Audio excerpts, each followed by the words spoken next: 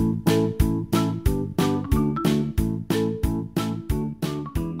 know what we're going to talk about today? That's right, we're going to talk about hair. And we're here today and gone tomorrow. But not only we're going to talk about hair, but I'm going to use this little cup to talk about hair. Today we're not at the church. You can see we're somewhere else. The setting is in somebody's workplace. And this is somewhere that maybe your mom comes, but I don't know that you've ever come here. But not only have we got a new setting and a new symbol, we've got somebody over here that is a minister of the church.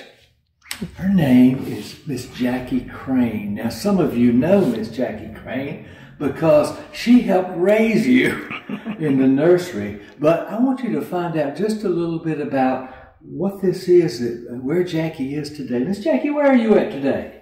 I'm at Oasis Spa, Salon and Spa, and this is where I work. Now, how long have you been doing this? I've been doing hair a lot longer than these children have been living. I started doing hair when I was 19 years old, and now I'm 68, almost. So you need to get out your pencil and paper and find out how long I've been doing it. Oh, I see, a little math problem to start with. Now, that's a long time to do that. What do you have to know to do hair? Well, I had to go to school for, they didn't call it, they call it hours instead of years. So I went for 1,500 hours. That's 1,500 hours of school. And then I had to go take a big test in Raleigh. And I took my mom and I had to do her hair, and I had to cut her hair, and I had to fix her hair, and I had to do some different things. I can do fingernails, but I don't like to do that. And I can, facials, I can do that if I want to. I can touch people with my hands because I have a license. And I have to get my license renewed every 4 or 5 years. So you have to take classes to get your license renewed. I used to always go to beauty shows, what we call beauty shows. And then it came about where we had to have points. We had to have so many points each year to get it. But I was already past that. I didn't have to do that. You were grandmothered in, weren't you? Okay. I was grandmothered in, and so I didn't have to, but I've always loved to do that. Because it shows different ways to do your hair, and I'd come back and say, you want me to try something different on your hair? And styles are different. They are. From when you started, I'm sure. And different ways to cut the hair. I bet. Now, does anybody ever bring pictures in and say, I want to look like this? I love pictures. Oh, do you? Because what do they say? Pictures are worth 1,000 words. And when someone's trying to describe to me how to do their hair, sometimes they don't know exactly how. They don't say it exactly the way they mean it. I don't know, but picture's better. I see. Now, you do a ministry here. How is this like a ministry? What do you do? Well, let me tell you this. When I was growing up in college, I went to college one year, and I was going to be a secretary and learn computers and that type of thing. And by the time I finished with that year in college, I was going, I don't want to do that. My mother had a beauty salon. I loved to be up at the beauty salon with her, watching her. I talked to the customers, and I just enjoyed that. And when I had baby dolls, I would cut their hair. I wouldn't play with them much, but I loved to cut their hair. So one day I was in a beauty salon store to get supplies with my mom, and there was a beautiful lady in the back room messing with a wig, working with a wig. And you won't believe it, but the Lord spoke to me that very time. And you don't hear his voice, but he gives you a feeling of desire. And I told my mom after that, I'm going to beauty school. I had no idea that your roots ran that deep in beauty. And it was so funny that my mom was trying to discourage me because she knew it was hard work. I've been standing on my feet for a very long time. But the Lord he directed every step. My grandfather had told my mom that if I wanted to go to beauty school, this is before I ever knew it, that he would pay my way through beauty school. So this the Lord sounds like works. a nice job for some of our kids to look into. Because you get to see a lot of different people, don't you? I do. And the Lord has led me, like I said, every step of the way. And I've always been a listener. You'd almost have called me a wallflower, that you sit back and listen to people because you can learn a lot. And so that's what my talent was. I like to listen, and I had a talent for cutting and fixing hair. So I listened to my customers, and sometimes it's the only time that they get to talk. Because when they're somewhere else, everybody else is talking, and they just can't express their feelings. So I might ask somebody a question about their family, and they get to talk all about it. And sometimes they just are sad, and I get to listen, and sometimes I'll get to say, well, you know, I'll pray for you, or something like that. But you know, when Jesus was walking around, he was telling stories, and he was always talking to people. And instead of me walking around talking to people, they come to me, and I'll get to talk to them that way. And sometimes, a lot of times really, they will leave a lot happier than they are when they come in. Not only with their hair, they just feel like they have got to tell somebody something, and they told me. Oh, you're the ears of God. Boy, what a great, great position to be in. That is excellent. I feel like a missionary sometimes, really. You are a missionary. You should feel like it. That sounds great. Now, I know that you have a ministry here in your shop, but I also know that a lot of these kids have seen you back at church. You work in the nursery back there, don't you? I have worked with 5-year-old children for 27 years, me and my husband, Chris. And really, most of them do not remember me. And it takes 5 or 6 years old before they remember you. Now, if I was friends with the family and still am friends with the family, they do. I'll just have to set an example, let's say or to give an example, because Maggie Rich, I had her, that was my first class for 5-year-olds, and there was about 20 regular kids there. And after she grew up, she really did not remember me being her teacher. But, you know, after all, there was about 20-some children, and they were having a good time, and we all... You remember, can you imagine how many children you worked with over all those years? I don't know, but I'll tell you this. When one of the children that I taught in Sunday school gets baptized, I get tears. I bet you do. I bet you do. And you mentioned Chris, your husband. He's sitting over there, by the way. He doesn't come in the shop very much because he really doesn't need to come in the shop very much, does he? If anybody knows me, they probably know Chris first. That's right. Now, he has a ministry also at the place he used to work, too. Yeah, he is retired from the courthouse. He stayed in the courthouse most of the last part of his working as a bailiff in the courtroom. And he would have to keep order in the court and take care of the judge, because sometimes there are not so nice people coming into the courtroom. And so he would have to take care of the judge. That's his duty. But before that, he had a car, and he drove all over the county, especially out in the West Rowan area, helping people to whatever they needed help with. They'd call the sheriff's department, and he'd go help. I bet between the two of you, you all know just about everybody in Rowan County. We've been told that. I bet you do. Yeah, and you see the good ones, and they take your advice. He sees the ones that don't take your advice sometimes. He does. Okay. You know what? I've heard it all our married life.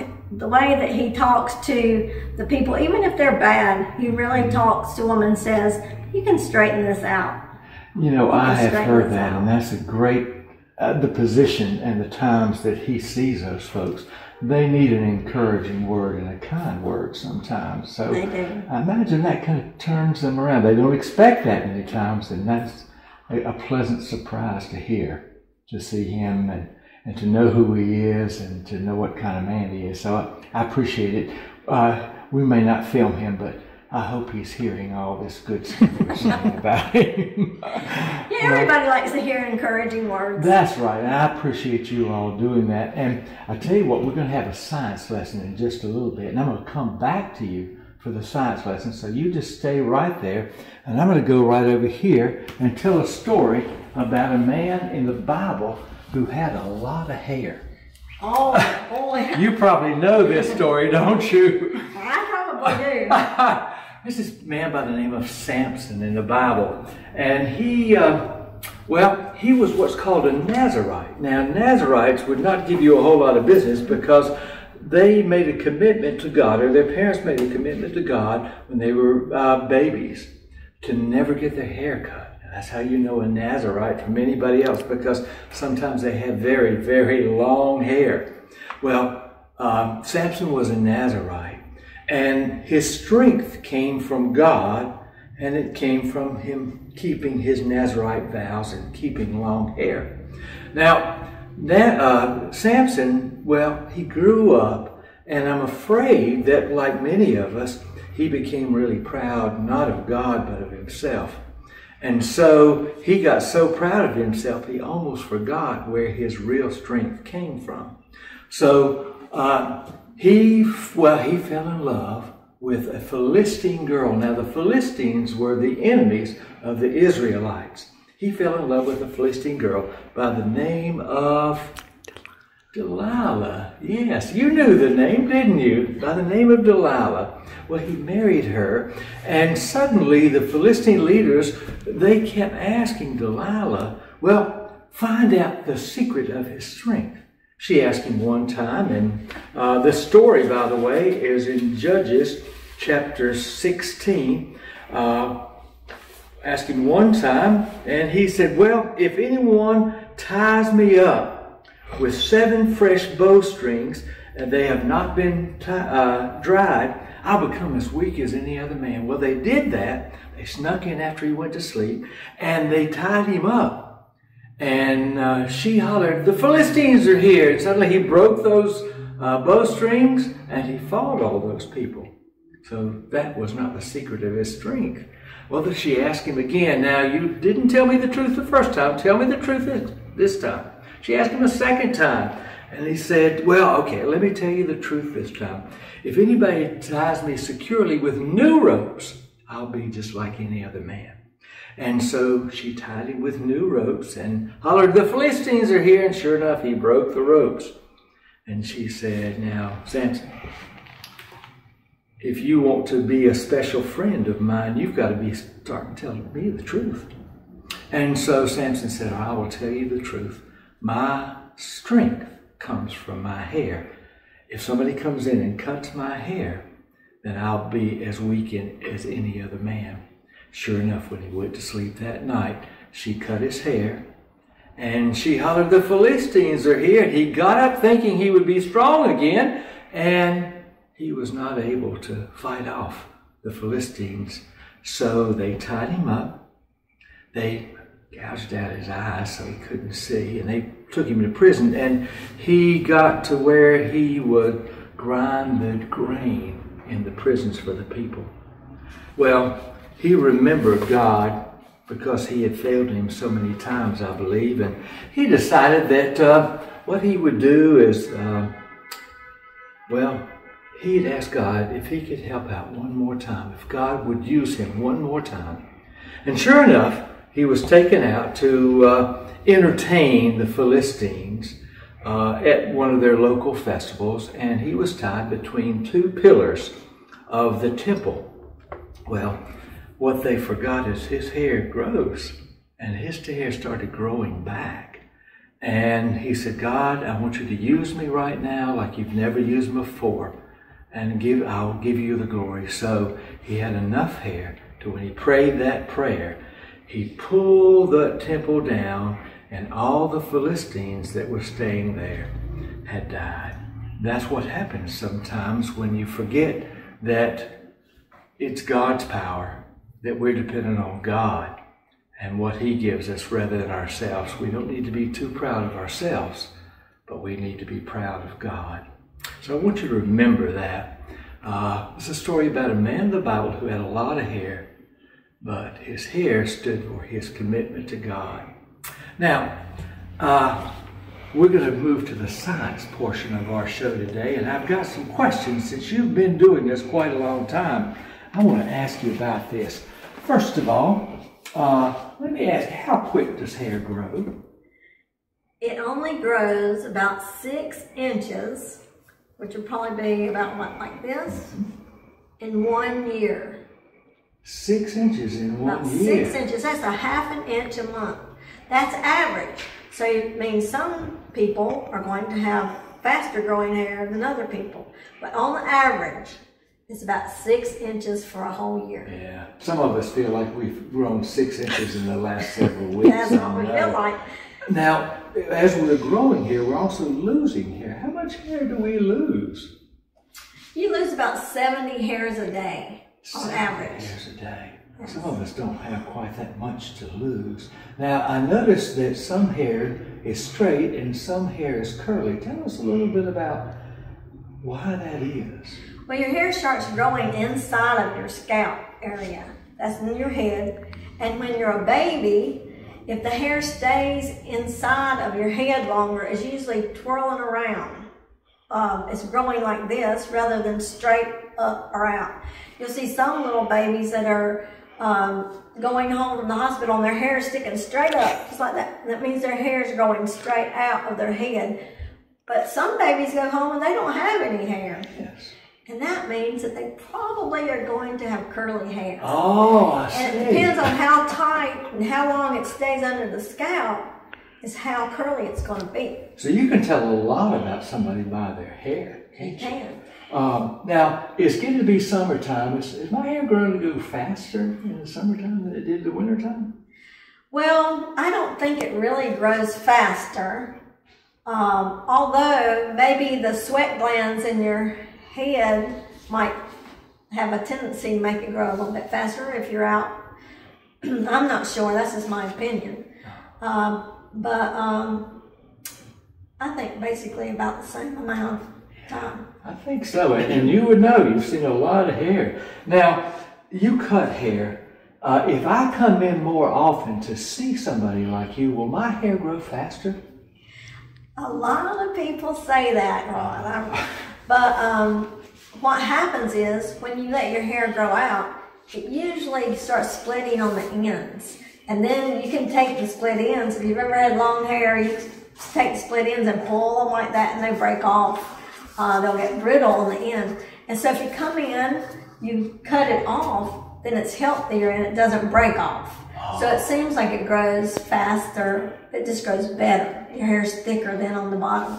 I see. Now, you talked a little bit earlier about how babies' hair grows, and sometimes it goes straight out, and sometimes they don't seem to have any hair. I've heard that people can tell a whole lot about you by your hair. Did you know that you can take that piece of hair, it has DNA in it, and scientists can use that to determine a lot of different things.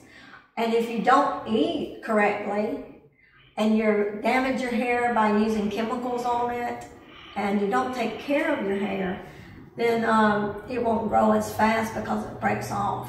Oh, I see. I could be in here for hours. I hope you've learned a lot about hair today. Let me tell you something that I found out that you may or may not know, and you probably need to know this, and it has to do with this cup right here. This cup is about 3 ounces. Each hair on the average head can lift that much water, actually 3.5 ounces. And that means the average head of hair, that if you somehow tied it all together, it would lift the weight of 2 elephants. Have you ever heard that? I have never heard that. Well, that's what ministers find out when they do research, I'm afraid. But that's why I brought this cup. I thought, gosh, hair has to be very, very strong. I can tell you something else about hair, though. What is that? That might be interesting. Yes. You know when they have the oil spills out in the ocean? Yes. They get hair and it absorbs that oil and it will hold a whole lot of oil. So they'll take a lot of hair, put it in some type of containers, and they'll just draw the oil out of the sea. I didn't know that. Thank you so much for that. And you know, I've got a verse here from Matthew chapter 10, verses 29 through 30. Are not sparrows sold for a penny? Yet not one of them falls to the ground outside the Father's care. And even the very hairs on your head are all numbered by God. What powerful hair we have, and what kind of, gosh, we can do so much with our hair. And you know so much about hair, but God knows a whole lot. In fact, He counts every hair on our head and knows about that. I tell you, you know a lot about hair. You care a lot about hair in all these years. It's just amazing that God cares about hair just like you do. So we thank you for that. Now, we're going to be with you next Tuesday with another guest, but in between the times, I want you to be aware that this is a website that you can go to. It's www.museumofthebible.org, and it's called The Lonesome Curator. Now, every week they put a different exhibit on from this Bible, Museum of the Bible. So you can learn a lot about the Bible. You can learn about a lot about different Bibles, about people in Bible times, just by going to this website. I'm sure you can just go to www.museumofthebible.org and find The Lonesome Curator. So thank you for being here today. And Miss Jackie, thank you so much. I'm going to have to make an appointment to get my hair cut pretty soon. I want it cut just like your husband's. I'd like to have that. We'll see you all next week. All right? Thank you so much for being with us.